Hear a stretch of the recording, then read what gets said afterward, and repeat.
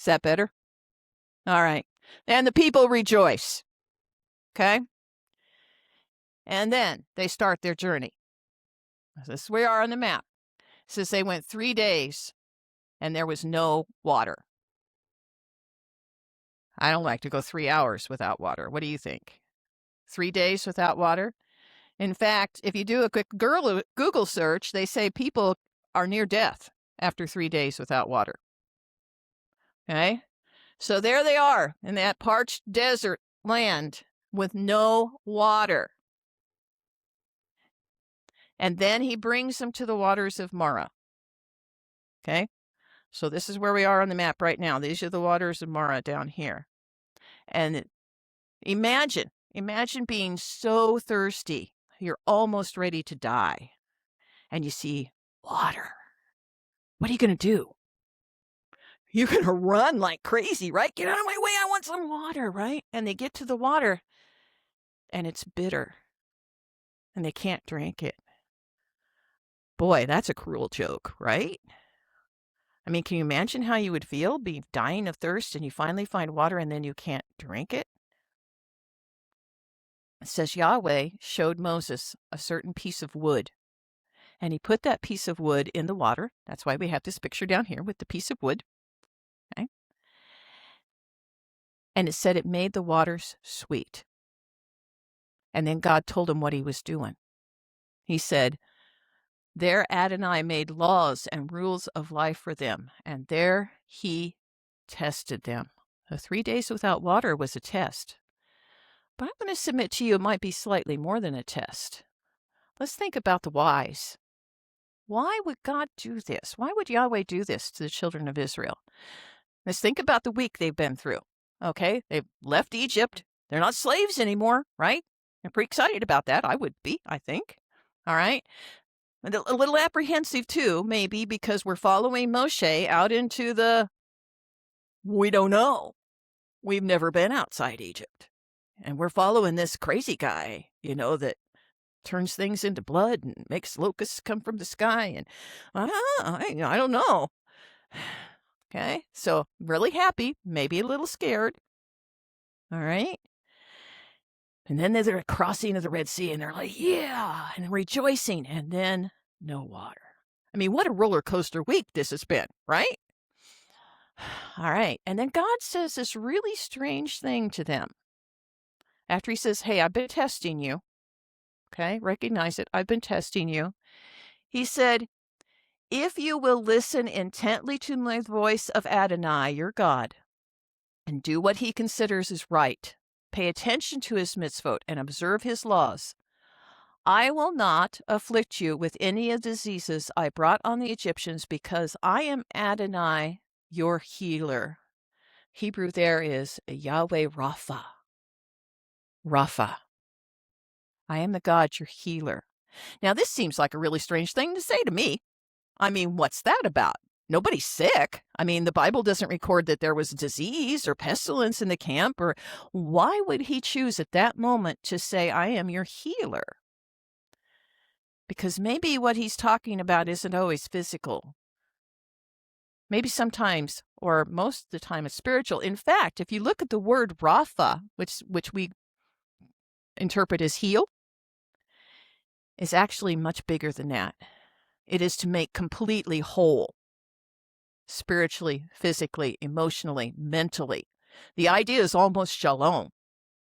It's to heal completely, okay? So what I think really happened here, why is he saying it right now? Because he did heal something. He didn't heal the people specifically. What did he heal? Anybody got an idea? He healed something in this story. Yeah? The water! Absolutely! He healed the water. And that's why he's saying, and he says, just like the water, I can take the bitterness of Egypt out of you. I can take the bitterness of slavery out of you, just like I did this water, because you know what? We're baby kids. Is it better when there's pictures? Does it help you understand more when there's pictures? God painted him a picture of bitter water that could be made sweet. He painted them a picture. And the 3 days without water, you know what that was? Pay attention. Hey, I'm over here. I've got an important lesson coming, and I need to know I have your full attention, that your eyes are on me, so you don't miss it. So next time we find ourselves in trouble, maybe having a little testing, we might want to look around, open our eyes and our ears, because a big lesson might be coming. Okay, precept steps. This is our weekly Torah portion where we diligently pursue the precepts of Yahweh. This week was Leviticus 9 through 11, and I'm going to focus on the stories, 2 stories. There's 2 stories in here, and it involves brothers in both stories, okay? And the name of the Torah portion is Shemini, which means 8. And there's the Hebrew letters. Anybody want to try and recognize any of those letters? How's your Hebrew? Not so good? That's okay. Ellie, you got any of them? They are, absolutely. The 2 little ones are yods. 1, 2, 3. Yes, it is. That's pretty good. There's a mem after the sheen. There's a mem and a nun. So it's shin, mem, yod, nun, yod. And remember, on Hebrew, you read from this direction, that way. Over here to over there. Okay. Now, let's do a little recap, because we haven't talked about this for a while. Okay, so where are we at? At the end of Exodus, we saw that Adonai said to Moshe on the first day of the first month. What does that mean? First day of first month. It's the month of Aviv. It's right now. Okay, we are in the month of Aviv right now. So the first day of this month, okay? Set up the tabernacle, get it ready. And it said that Moshe did that, and he acted with accordance with everything Adonai had ordered him to do. And if you look at other verses, it says they did it just exactly the way Yahweh said. Okay? And then what happened? The cloud covered the tent of meeting, and the glory of Adonai filled the tabernacle. Moshe now, okay, not just anybody, Moshe was unable to enter the tent. Wait a minute, I thought Moshe was meeting God face to face all the time. Didn't we study that? Hasn't he been out there in the tent meeting, talking to God and coming in with his face shining and all that stuff? Moshe couldn't go in. That's how intense the glory of Adonai was. All right? Because the cloud remained on it and the glory of Adonai filled the tabernacle. All right, get that picture in your head. Now, 8 chapters later, what happened here? We left the story for 8 chapters in Leviticus because Yahweh had to stop and give them some instructions. He had to tell them that there was a very specific way that they could come and visit with him in the tabernacle. You couldn't just do it any old way. And so he spent 8 chapters telling them how that was going to be done. Okay? And then we get to chapter 9, and it says, on the 8th day. So the 7 chapters or the previous 8 chapters of Leviticus happened over about a week. Okay? On the 8th day, tabernacle went up on the first day. Okay? On the 8th day, Moshe called Aaron, his sons, and the leaders of Israel, and they began the consecration of the priests, which was another 7-day event. 7 days of inauguration. And they got Aaron and his sons all fixed up, and they did all the sacrifices. They did everything the way they were supposed to do it. And it says, Aaron, in verse 22, Aaron raised his hands toward the people, blessed them, and came down from the offering, the sin offering, the burnt offering, and the peace offerings. And then nothing. It's like there's just this big pause. And I mean, there's this buildup, and then all of a sudden, nothing.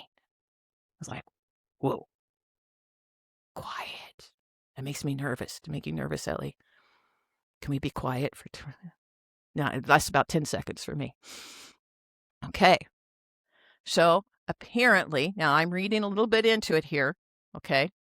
Up there is what the Bible actually says. I'm going to suggest some ideas about what might have actually happened. Moshe and Aaron are looking at each other like, now remember, they're brothers. Moshe and Aaron are brothers, right? They're looking at each other going, what now? I don't know. And I have a feeling Moshe probably said, hey, maybe we should go check with Yahweh. See what we're supposed to do now. Okay. At any rate, Moshe and Aaron went into the tent. It says they entered the tent of meeting. And at some point came out and blessed the people. And what happened then? Then the glory of Adonai appeared to all the people. Fire came forth from the presence of Adonai and consumed the burnt offering and the fat on the altar. And when all the people saw it, they hit the deck. They shouted and fell on their faces. Okay, so what's different? Moshe and Aaron together blessed the people instead of Aaron just by himself. What do you think happened in the tent? Something happened in the tent, right? I mean, that seems pretty obvious to me. Let's think about this a little bit. Moshe and Aaron are brothers. Sometimes brothers don't get along, right? Yeah. You always get along with your brother? No, yeah. Sometimes you kind of butt heads a little bit, right? And we have the golden calf incident where Aaron really dropped the ball, right? And let him make this golden calf. In fact, helped them make it. Okay, the whole golden calf. I'm going to just, and this is just a guess, but I'm going to guess from the history that Moshe was still holding that against Aaron. You really let me down, Aaron. You really hurt me. I left you in charge of the people, and you didn't hold it together. And I'm really hurt, and I'm really disappointed. Maybe. This is a maybe. Remember that. But maybe Moshe and Aaron went into the tent and forgave each other and became brothers again, the brothers that they should be. And then they were able to go out together and bless the people. And Adonai saw it was good, and Yahweh's fire fell and consumed the sacrifice. Well, here's another story of a couple of brothers that didn't go so well. You know about Nadab and Abihu? Strange fire, that's what it says, isn't it? This version says unauthorized fire. But Nadab and Abihu, sons of Aaron, each took an censer, put fire in it, laid incense on it, and offered unauthorized fire before Adonai, something he had not ordered them to do. And this is what happened. Fire came forth from the presence of Adonai, and it consumed them, so that they died in the presence of Adonai. Wow. You know, some people might look at this story and they might say, wow, God is such a bully.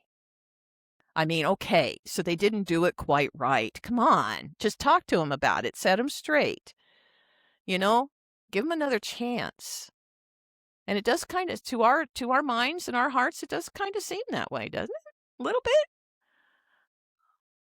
We have to remember the Torah portions when Moshe was on the mountain with God and God was showing him everything. How many times did he say to Moshe, you must do it exactly like this? You have to do it exactly like this. He said it over and over and over. I haven't counted how many times, but I'm going to guess it's at least 10. He admonished the people over and over again. You must do it exactly as I say. Now, again, I am supposing here. I always try to tell you that when I'm going outside of what the scripture actually says, and I'm supposing. I am supposing here that there was absolutely nothing God could do to stop this. He's not a bully. He's not up there with a big stick trying to beat us into submission, okay? This was the inevitable outcome of what they were doing, and that's why he cautioned them over and over and over and over and over and over. You got to do it right. Your mom and dad, they caution you over and over and over. Don't go play in the street, right? Why? Because a car might come and hit you. Can they stop that car from hitting you? It is inevitable. I believe it is something like that with this story. That God took no pleasure in the death of these two boys. It was simply inevitable because they didn't follow. God coming down to live with man is a dangerous proposition, and Yahweh knows it. And that's why he told them over and over again, you must do it my way. You must do it exactly like this. Because he knew that if they didn't, some of his essence, for whatever reason that's beyond our comprehension, would reach out and kill them. Very unfortunate and very hard for Aaron. Aaron wasn't even allowed to mourn his sons. He had to carry on because he was in the middle of his ordination. He was in the middle of his consecration. Okay? And the last chapter of Leviticus that we're going to look at today is chapter 11. And we all know chapter 11, right? This is what you eat. This is what you don't eat. This is food. This is not food. Okay? So we'll go through this pretty quickly. Most of you are probably very familiar with this. I find it interesting that for the couple of things, there's just rules. Okay, and for a couple of things, there's a list. So one of them that's rules is anything that has a separate hoof, which is completely divided, and chews the cud. So it has to be both. Okay, and that these animals you may eat. These are clean. We know this rule, right? We can eat beef, but we can't eat piggies, right? Piggies have a split hoof, but they don't chew the cud, right? Okay. And then in verse 9, there's a rule about things that live in the water. All of the things that live in the water, you can eat them. Anything in the water that has fins and scales. Okay, so it has to be something with fins and scales. It can't be something with a shell, like a lobster. Yeah, Micah.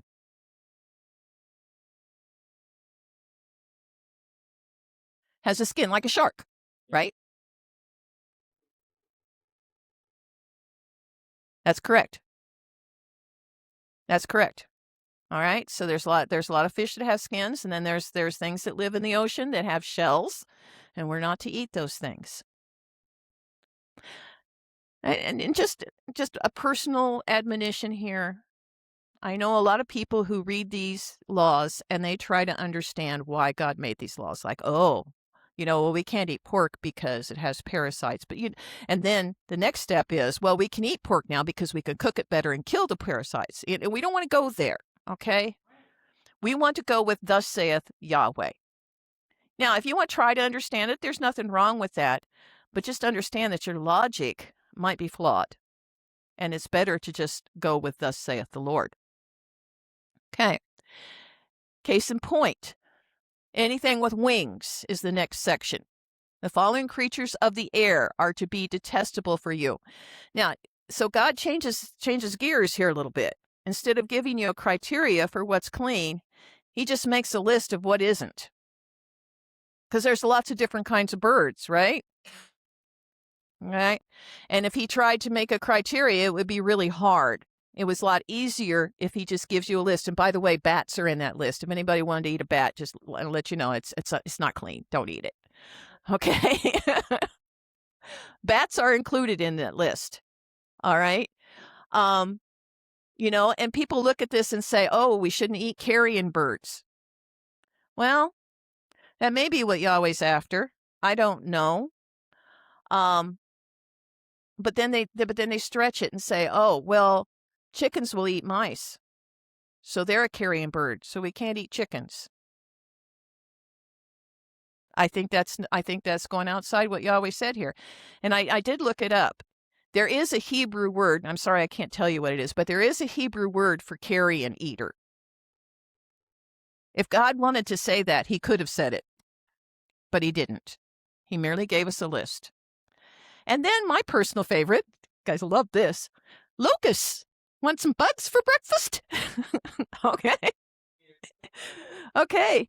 11:22, specifically of these you may eat the various kinds of locusts, grasshoppers, katydids, and crickets. So have a nice cricket salad over there. I brought one today. No, I didn't. All right. It seems a little weird to us, but God says they're clean. So keep it in mind. If you're starving someday and trying to live off the land, you can't eat these bugs. and apparently they will not harm you. What's that? Yeah? It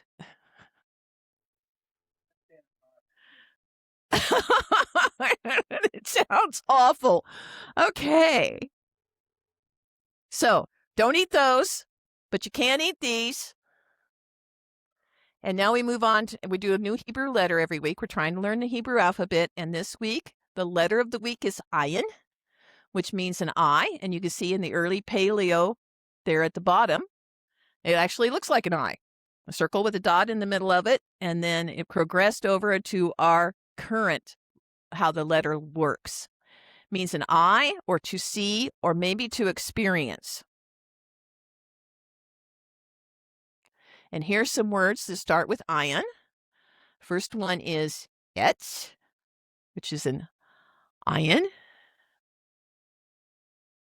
See that? It kind of looks like a Y, right? And then tree, also, it kind of sounds the same as etz. So I don't know how people know whether they're talking about a goat and tree or tree. It's very, very similar in sound. I guess you go with context. Am I right, Kathy? Or are there vowel markings or? Yeah, very, very similar. But when you're reading it, you can tell the difference because the letters are different. And in tree, it's an ayin Zion, which is kind of fun. Ayin Zion, ayin Zion. Okay, and then a mouse. Mouse is an akbar, and that starts with a ayin. And this is how you make an ayin. And Kathy has some activity sheets. If you haven't got them yet, have they got them, Mel? Okay.